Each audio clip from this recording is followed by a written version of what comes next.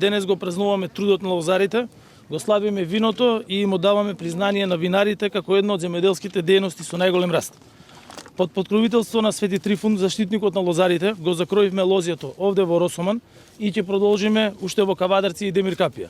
Заедно со лозарите и винариите се радуваме на почетокот на нивната нова година и го славиме нашето македонско вино по кое сме познати и почитувани во светот.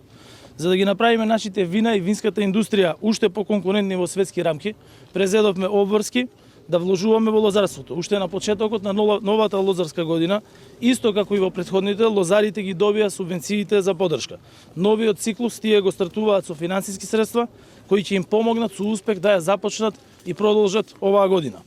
Грижата за земјоделците и конкретно за лозарите е постојана, затоа резултатите се видливи и представуваат дополнителна мотивација. И покрај економската криза, во текот на 2021 година, регистрирано е зголемено откупување на грозје кај регистрираните откупувачи, а исто така зголемен е и извозот на вино од нашата земја, кој што достигна ниво од 49 милиони евра во минатата година.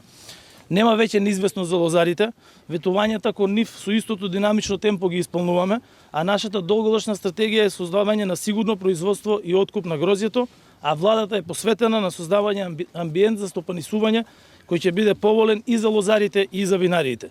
Во таа насока е и поддршката на микровинариите. Сега тие имаат можност да аплицираат за грантови во висина од 10.000 евра за опрема и консултантски услуги на енолози за поефикасно работење и пласман на поквалитетни производи. Дополнително во новата програма за финансиска поддршка во земјоделството, за да се анулираат зголемените цени, односно трошоци за нафта, е предвидено зголемување на поддршката конкретно за мерката зелена нафта. Мерките од ИПАРД програмата пак се дополнителна поддршка за модернизирање и развој на оваа гранка преку инвестиции за изградба на винарници, како и набавка на опрема и други средства. Дозволете ми уште еднаш да го честитам празникот на лозарите Свети Трифун. Нека ја ирлија и оваа година за лозарите и за винариите. Уште многу години да го одбележуваме овој празник во овој наш преубав тиквешки крај и на секаде низ земјата каде што се негува виновата лоза. Пред се сакам да го честитам денешниот ваш и наш голем празник. Тој е заштитникот на лозјето и на виното Свети Трифун и да посакам успешна, плодна и берикатна година.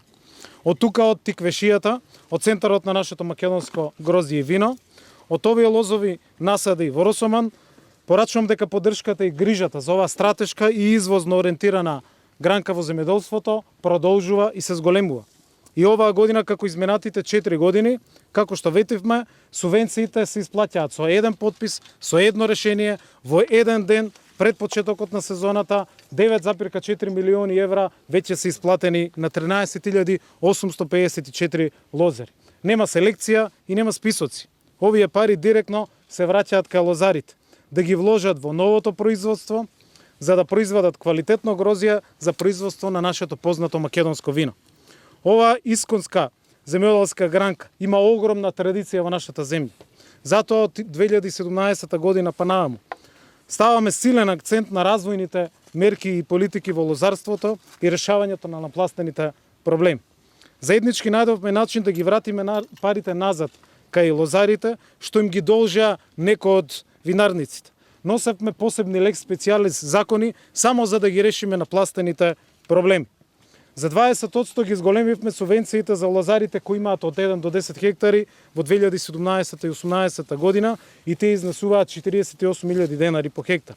За подобрување на старосната и сортната структура, уведовме дополнителна поддршка од 12.000 денари по хектар за реконструирани лозови насади заради промена на сортната структура.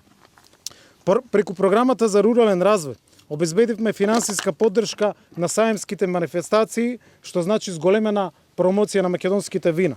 Односно, за саеми, каде што се презентираат нашите вина, поддршката ја зголемивме за 100%. Со олеснување на административните процедури ги мотивиравме лозарите и винарниците да ги користат мерките од ИПАРД 2 програмата. Го сменивме законот за земјоделско земјиште за да може да се гради токму во делот на лозарството на земјоделско земјиште, за да бидат младите земјоделци и лозари ослободени до 3 години од плаќање на закупнина и многу други нови мерки и политики. Од 2017 година заклучно со последните исплати пред неколку дена за поддршка на лозарите преку мерката за исплата по површини се исплатени 45 милиони евра. Секогаш кога има потреба, кога лозарите се соочуваа со проблеми, помагавме со дополнителни мерки, а оваа година, благодарение на амандманите и усвојувањето на буџетот, го имаме и интервентниот фонд од 250 милиони денари. Помагавме и во време на здравствено-економска криза предизвикана од ковид пандемијата. Вкупно за 4 години за дополнителни мерки, интервентни, како и преку ковид програмата во лозарството се исплатени дополнителни 16 милиони евра.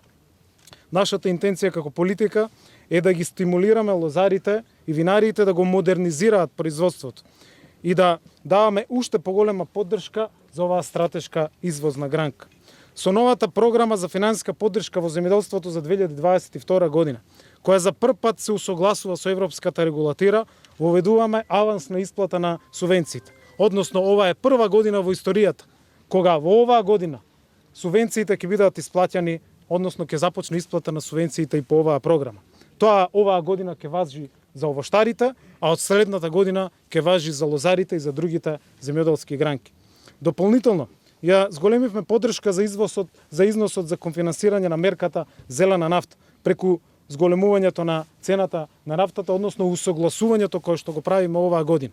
Оваа година за 13% е зголемен износот на средства кои што лозарите ќе ги добијат и по однос на оваа мерка.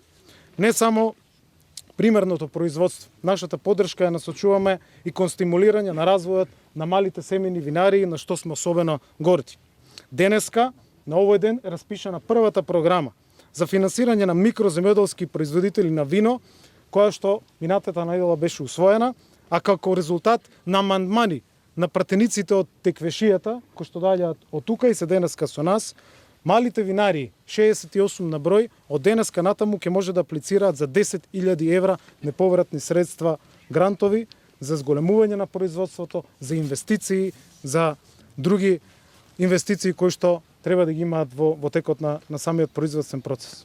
Оваа влада е партнер на лозарите и верувам дека со досегашните, но и со новите мерки што ги преземаме во лозаро-винарството, ќе стимулираме подигање на нови насади, зголемување на производството на грозје и вино, како што кажа премиерот, продолжување на зголемување на извозот, на нови пласмани и усвојување на нови пазари.